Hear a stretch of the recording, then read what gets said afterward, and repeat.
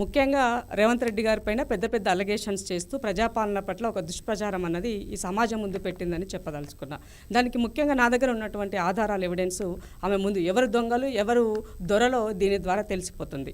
ఎందుకు అనంటే ఆనాడు 2014 తెలంగాణ వచ్చిన తర్వాత అప్పటి నుంచి ఇప్పటి వరకు కూడా ఎక్కడ భూమి ఉంటే అక్కడ తెగ నమ్ముకోవడమే మీరు చేసినటువంటి పని. ఎక్కడ డబ్బులు అప్పులు ఉడతాయో అక్కడ అప్పులు చేయడమే మీ పని. ఈ రకమైనటువంటి పాలన కొనసాగించింది బీఆర్ఎస్. కానీ ఇవాళ రేవంత్ రెడ్డి గారు ఒక జీవో తెచ్చారు, జీవో 12. ఆ జీవో దాచిపెట్టిండు.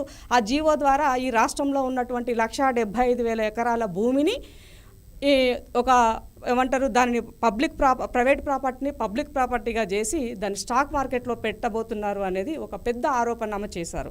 అంటే ఆరోపణ మీన్స్ అంటే ఇప్పుడు స్టాక్ మార్కెట్ దాని పట్ల ఆమెకి ఎలాంటి అవగాహన లేదని ఆమె చెప్పినటువంటి మాటల ద్వారా చెప్పాల్సిన అవసరం ఉంది. నిజంగానే మీ నాయన ఆనాడు కాళేశ్వరం పైన పెట్టినటువంటి 1,00,000 కోట్ల రూపాయలు కూలేశ్వరము ఇవాళ అయ్యింది. ఆ కాళేశ్వరం 1,00,000 కోట్లు కనుక ఆ రోజు నిజంగానే ఆ స్టాక్ మార్కెట్ ఇన్వెస్ట్లో కనుక చేసి ఉంటే బ్రహ్మాండమైనటువంటి డబ్బులు వచ్చి ఉండేవి. 2014 మే నాడు సెన్సెక్స్ యొక్క పాయింట్స్ కనుక మనం గమనించినట్లయితే 25,179 పాయింట్స్ ఉంది.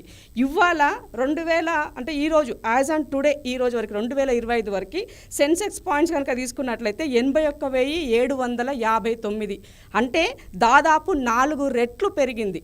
అంటే ఒక 1,00,000 కోట్లు పెట్టుంటే దాదాపుగా దానిపైన మనకి ఒక 3-4 లక్షల కోట్ల రూపాయలు ఇవాళ మనకి ఆదాయంగా వచ్చిండేది. అది ప్రభుత్వానికి మీరు ఇన్ని అప్పులు చేసే పరిస్థితి కర్మ కూడా వచ్చిండేది కాదు.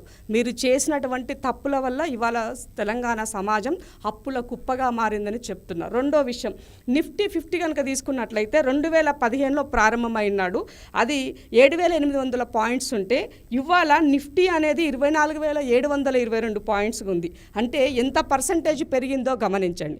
అంటే నీ యొక్క అవగాహన రాహిత్యం ఏం చెప్తుందంటే పబ్లిక్ ప్రాపర్టీనిగా చేసి దాన్ని తీసుకెళ్ళి రేవంత్ రెడ్డి గారు స్టాక్లో ఇన్వెస్ట్ చేయడం వల్ల నష్టం జరగబోతుంది, స్టాక్ అనేది లాభాల బాట ఉండదు, నష్టాల్లో ఉంటుందని చెప్పినది.